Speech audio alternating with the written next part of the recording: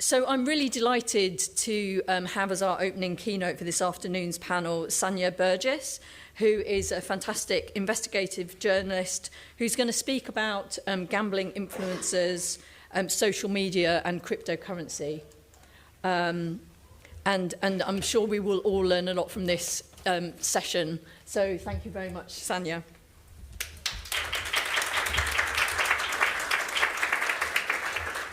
Thank you so much. So, hello, my name is Sanya Burgess. I'm an investigative reporter with the I newspaper. I'm slightly intimidated to be talking to you all today with the amount of expertise in this room, not to mention the lived experience contributions we've heard today, but I will try my best. I'm going to be talking to you today about the rise of gambling influencers, how they use social media to convince viewers to start putting down wagers, and their preferred form of betting, which is crypto casinos. As a heads up, I will be talking about real-life examples, debt through gambling, and thoughts of suicide. So if you're worried about listening to any of those themes, do look after yourselves and take time to slip out as and when you need.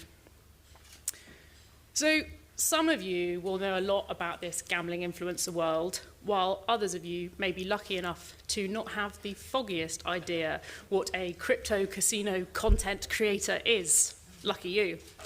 If that is you, don't worry, I will explain the jargon as we go along.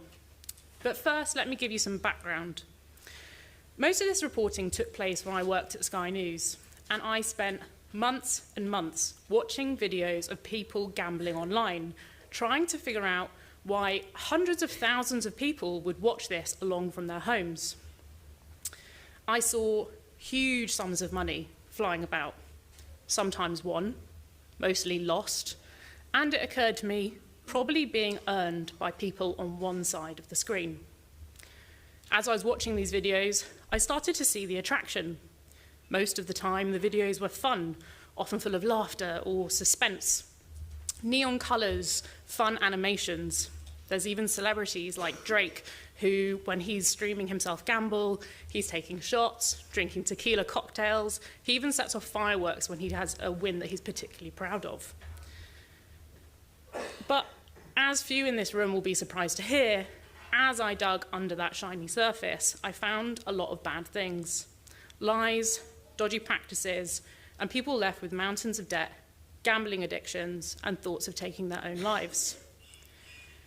It's a topic that hadn't really been reported on before, and I uncovered, well, aside from the fact that gambling influencers even exist, and that's a thing, I found that there had been a rise in popularity in crypto casino use in the UK. And this rise seems to be in part because these casinos are promoted by these influencers. And these influencers are bringing gambling to a new, wide, and often younger audience. So let's start breaking this down a little bit. What is a crypto casino? What's a content creator? And who is most at risk of gambling-related harms from this world? So the key difference between a crypto casino and a normal casino, online casino, is that they use digital currencies. So that's things like Bitcoin and Ethereum rather than pounds and dollars. Crypto casinos are unregulated, unlicensed, and therefore illegal in the UK, and in fact in many countries across the world. Now, if we look at the actual cryptocurrencies themselves, while those are legal, there are lots of points of concern around them, especially when it comes to gambling. The most relevant for us in this room today is that the value of those digital currencies is so volatile. Let's say you convert £10 into the equivalent of Bitcoin. You might even go as far as uploading that onto your crypto casino of choice. You go to sleep, ready to start gambling the next day, you wake up, and your wallet has either maybe increased to £20 worth or dropped to £1. You've essentially placed a wager before you've even actually hit any buttons. Crypto casinos operate across lots of different types of gambling, from sports to roulette to online slots, which is particularly popular among streamers. And some of the brands that run these casinos do also have legitimate UK-friendly sites that take pounds, and by legitimate I mean legal. For example, stake.com, which we've already heard mentioned today, and we will hear a little bit more shortly. these crypto casinos are widely seen as higher risk than normal casinos. And this is because they usually offer no wager limits, no time limits. They allow incredibly high bets. You can probably see on the right-hand side of the screen, this is a guy called XQC. They do all have slightly stupid names. This is him putting down a bet of almost $190,000. That is not that high in this world. I've seen him place much higher. These streams will go on for sometimes hours at a time with every single bet at that amount of money. There's also something called auto bets, and that's at the bottom left of this screen. So essentially, that's where you select a wager amount. It could be $5, could be $1,000. You select how many times you want that wager to be laid, and you hit go. The machine will then gamble that amount for you, potentially 100 times, as that screenshot shows, paying no heed as to whether you're winning or losing if you want to get off the ride.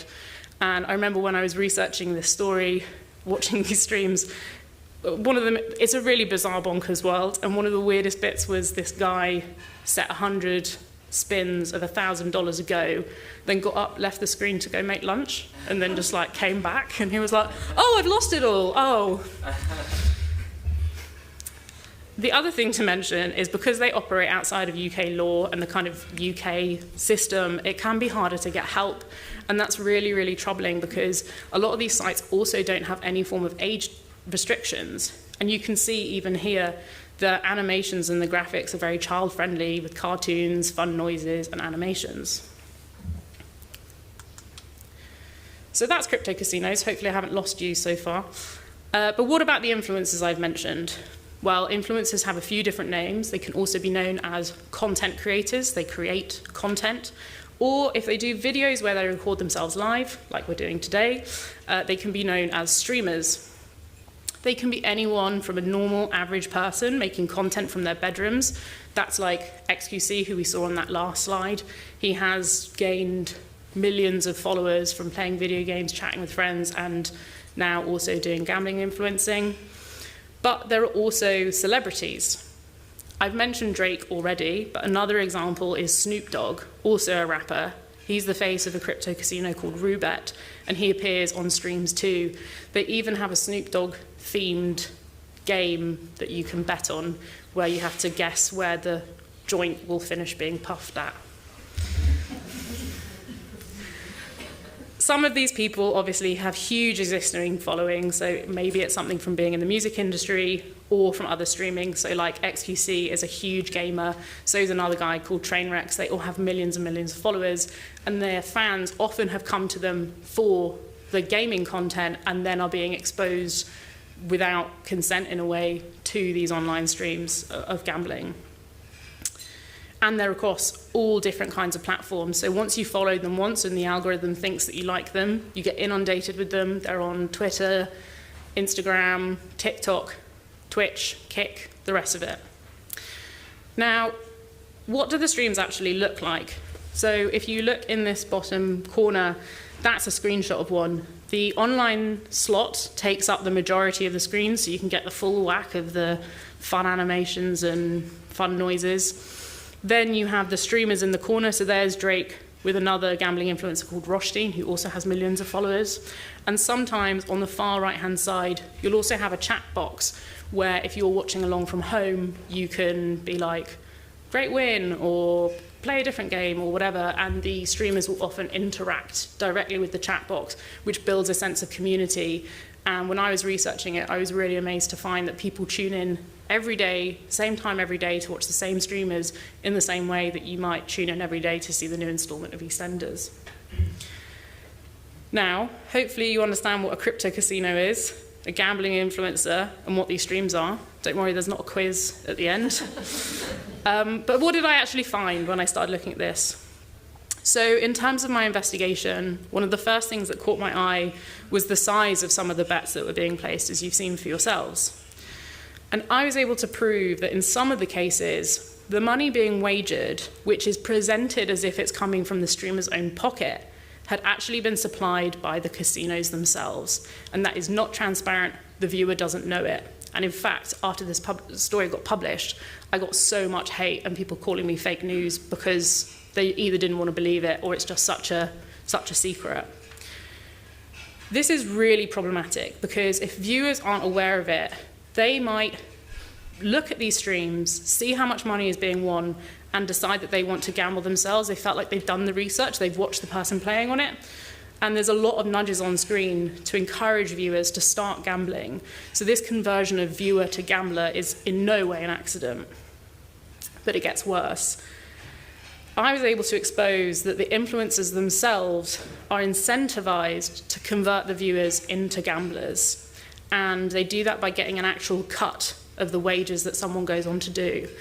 And one of the things I found most abhorrent when I was researching this was when I read deep into the terms and conditions of some of these deals. As the streamer that successfully converted a person into gambling, you get a higher cut on commission if their wages ended up in a loss. So they are incentivized to turn you into a losing gambler. They obviously don't say this in the streams. Another part of my key investigation was looking at how people were ending up on these sites. There are internet blocks on many of these sites, so if you do try and go on them from the UK, like stake.com, for example, you get redirected either to a UK-friendly site or just told you can't go on. But I found some streamers were giving step-by-step instructions very openly on how to get around these blocks. So who's at risk? It's anyone at all. Campaigners I spoke to are most worried about younger people because of that link with streamers, and also those with existing gambling disorders who've been blocked from regulated sites and think that this is a way back into that ecosystem. I spoke to one British man who had a gambling disorder but had managed to stop gambling for a number of years, and he was shown a video of a crypto casino on social media. It just popped up onto his social media feed without him looking for it, which is exactly how I came across it. He looked at this and he thought, well, this is different from what I was doing. Like, maybe I was doing it wrong. This is the way, like, I can see how this works. And he watched a streamer get what's known as a max win, and the streamer got a $5 million payout from that one win. So he felt buoyed by that. Within a couple of hours, he had lost all the life savings that he had worked so hard to build back up. And he is proof that Brits are ending up on these sites despite the tech blocks in place. I also spoke to 2 streamers on the record and quite a few off the record. And, okay, you can think of them as villains. They were encouraging others into risky behavior, lying about their funds, profiting off other people's wages, while sometimes getting a pay packet on top of that commission. But the 2 that spoke to me formally for the piece told me that their lives had been ruined by what they had done and that they were seriously considering killing themselves. They would spend so many hours gambling on a live stream, either to maximize cash from the live stream, the longer you're online, the more money you get, or because it was contracted into their deal that they had to spend, 6 hours at a time playing. Rather than me summarizing what they say, I'm just going to read a snippet out from one of the conversations. The casino gave me $75,000 of in-game credits to play per game, but I just couldn't stop. I kept gambling, and I ended up using my own funds to pay with. I lost almost $500,000 of my own money in one session, but I kept playing. It turned me into a selfish person and caused a lot of pain to my friends and family. There is no duty of care from these companies, and when I told them I had developed a gambling addiction, they just cancelled my account. I lost the money I had on there before I could even cash it out, money that I desperately needed. I've had suicidal thoughts and come very close to acting on it. Well, what since? So I actually published this about a year ago, and it's a mixed bag. I looked quite a lot at stake.com during my initial investigation, and going back and doing a few tests over the 12-month period, they have closed some loopholes. They have tightened some things, which is great, a victory, brilliant. But it doesn't really solve anything. The huge problem is that it's a whack-a-mole situation. New crypto casinos pop up all the time, and new streamers start broadcasting every day. I went on to Kick, which is one of these big streaming sites, and I'd spent so much time on these. I had like an encyclopedic knowledge of all the streamers, and I barely recognized any of them. The old stalwarts were there. You can make your own assumption maybe why some of those old streamers were no longer on there. The current stats show there are almost 300 sites that accept Bitcoin and are accessible from the UK. That's without any tech blocks.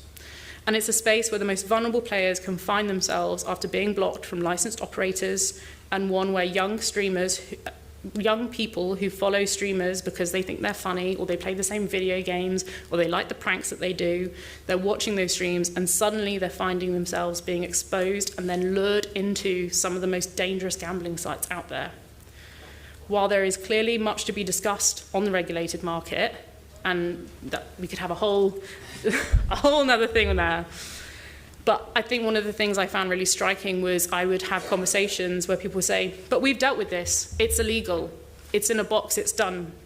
But I think it's really clear that this is a problem that we just can't ignore. Thank you.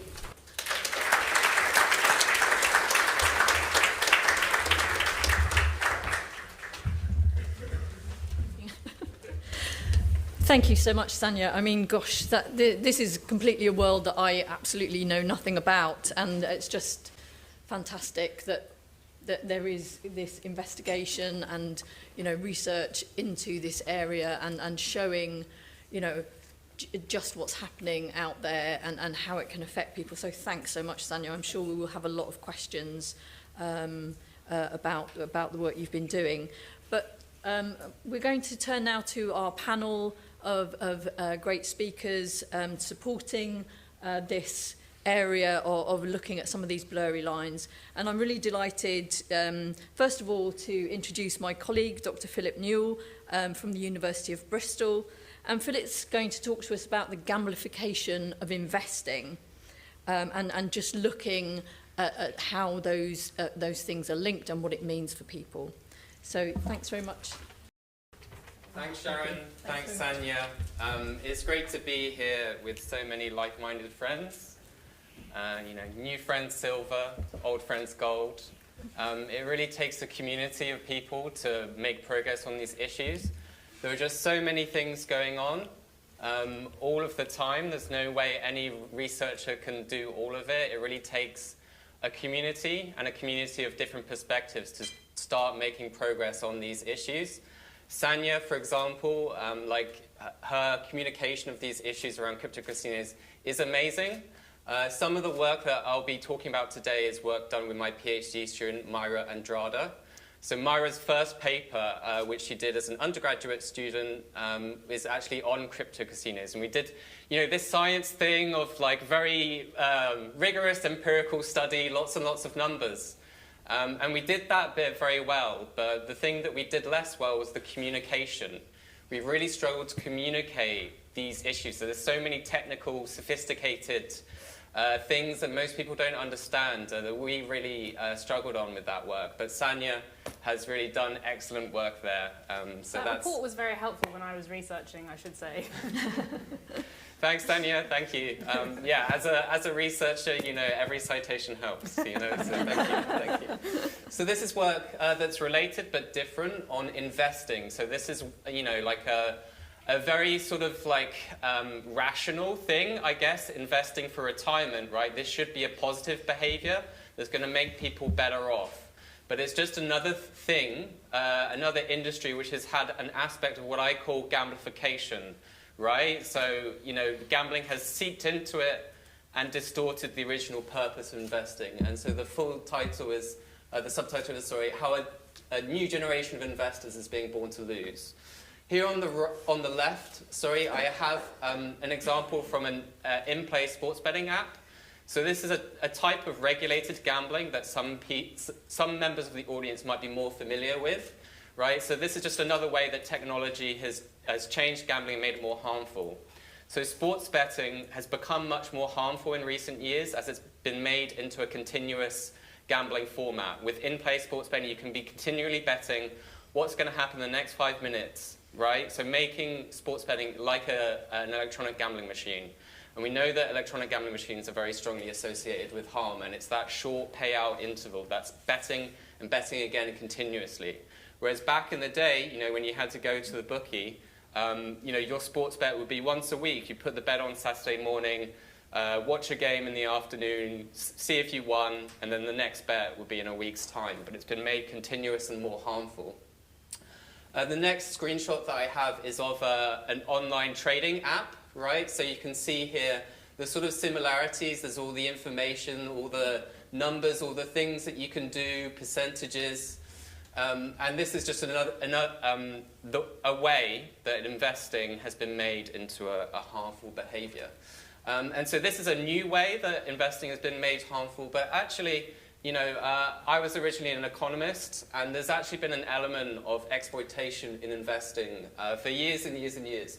So there's this classic book in investing from 1940 called Where Are the Customers' Yachts, right? And so a fancy New York Wall Street broker is sending a visitor around, showing them, here are all the yachts that the brokers own. There's all these big, impressive yachts. And the naive guest was just asked, where are the customers' yachts? Obviously, the customers don't have yachts because the Wall Street brokers were able to accumulate so much of the customers' money.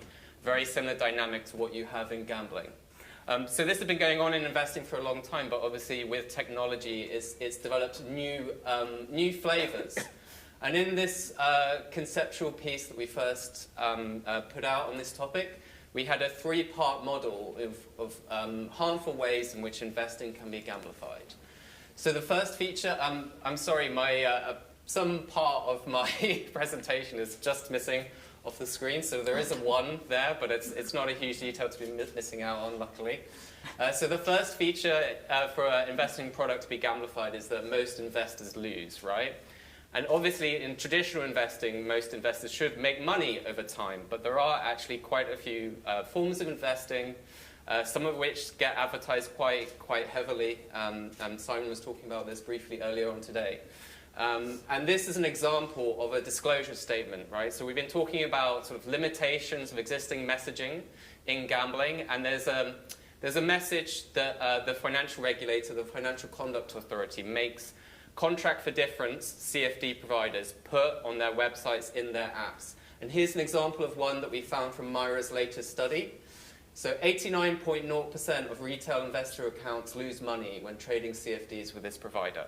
So this is sold as a genuine investing product, which is saying, hey guys, 9 out of 10 of our customers lose money, but come on in. It could be you. You could be one of the lucky ones. And it's actually a really interesting thing for me, puzzling. Why are people still using these products when they're being told this, right? This is something nobody's really researched yet, and it's something that I'm looking forward to contributing to in the near future. So the second feature for a gamblified investment product is that it must attract people who are at risk of gambling harm. And gambling treatment providers do often see people come in who have just been investors. They haven't engaged in regulated gambling, just investing, but they come because they've lost large sums of money and they've experienced a lot of harm. And actually this could be a particular issue in investing, right? Because with gambling, with a sports bet, only bet a tenner, right? You don't want to risk too much. But investing, of course, you want to put as much money in as you can, right? And here's a paper, a nice natural language processing paper by my good co-author Richard James and Alex Bradley. And so here, it's basically looking at common recurring words in the online forum support data. And 3 words that come up that are very closely related to conventional gambling words are trade, loss, and stock. Stock is the word missing just there. So this is an example where just a data-driven approach is finding that things from investing tend to co-occur with things from gambling. And our final point is to suggest that many gamblified investment products use gambling product design principles. So mobile-based, lots of bells and whistles, lots of things enticing you to keep trading, keep opening the app, keep doing things, keep acting, maybe you'll win next time. And there are a couple of things that we found here. I'm quite low on time, so I might just focus on another one of Myra's absolutely fantastic findings. So her latest audit is on CFD trading apps, so 14 of the biggest ones. And one thing that gamblers know is they get bombarded with emails and messages whenever they open an account. And we found that the CFD apps did the exact same thing. They sent an average of over 1 email a day after sign up to promote engagement. So this is just a whistle-stop tour. I hope you found it interesting. If you did, please look up our papers on this topic. Thank you very much.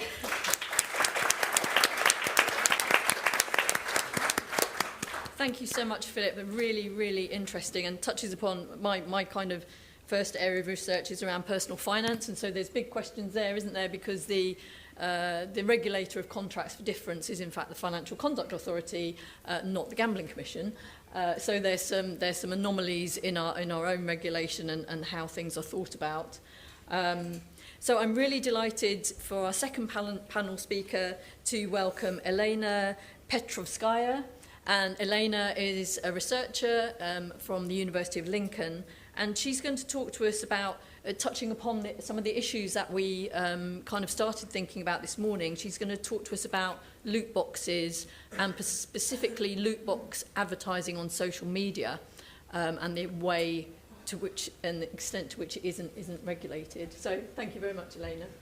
Thank you. Yeah, so I'm going to change direction a little bit. I'm going to talk about the gamification of video games, and specifically what we call loot boxes, and specifically whether advertising regulation is working, as the title suggests. So first of all, for a bit of context, for those of you that might not be familiar, loot boxes are virtual items in video games that contain randomized reward mechanisms. They come in all sorts of different forms and sizes and shapes, and they can be obtained in different ways. So some are obtained through gameplay, others are purchased with in-game currency, which can in turn be purchased with real money. Others are purchased upfront with real money, but they have been quite controversial and it doesn't matter what the audiovisual characteristics are, what the social elements are. They have been pretty consistently tied to gambling, both in cross-sectional and longitudinal research. They're also perceived as gambling in qualitative work. It's been found that spending money on loot boxes predicts gambling initiation 6 months later and also predicts gambling spend at a later date. So they are tied to gambling.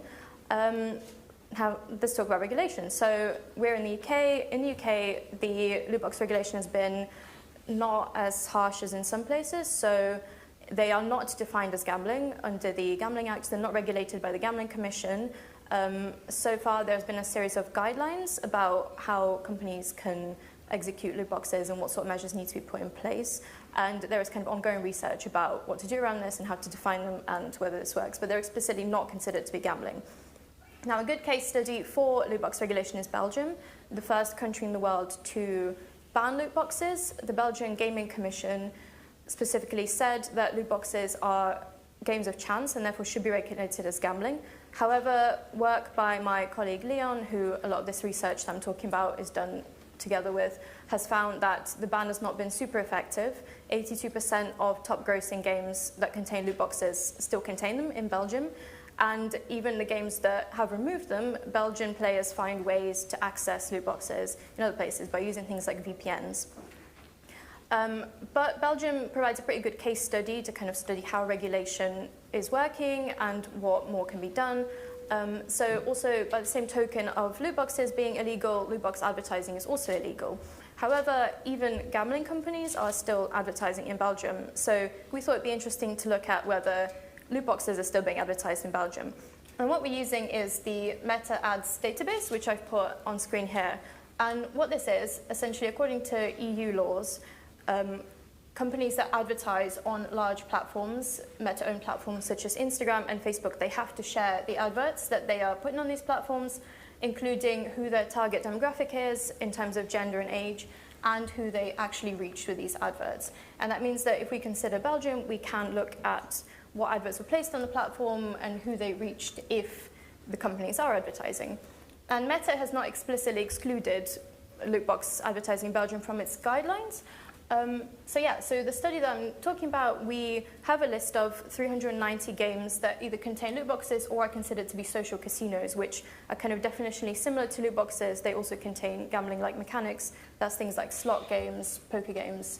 And we are going through this list of games in this database, and we are checking, firstly, have these games companies advertised in Belgium illegally? And then we're also checking against the Netherlands, which is culturally and locationally quite a similar country. And therefore, the implication is that if a games company has advertised in the Netherlands but not in Belgium, you can draw the inference that possibly it's because they're complying with regulations. Now, this study is still ongoing. We've so far only gone through 80 games out of 290. However, out of those 80 games, only 27 were not advertising in Belgium. So that means that over 70%, or just under 70%, were still illegally advertising in Belgium, even though they contain loot boxes.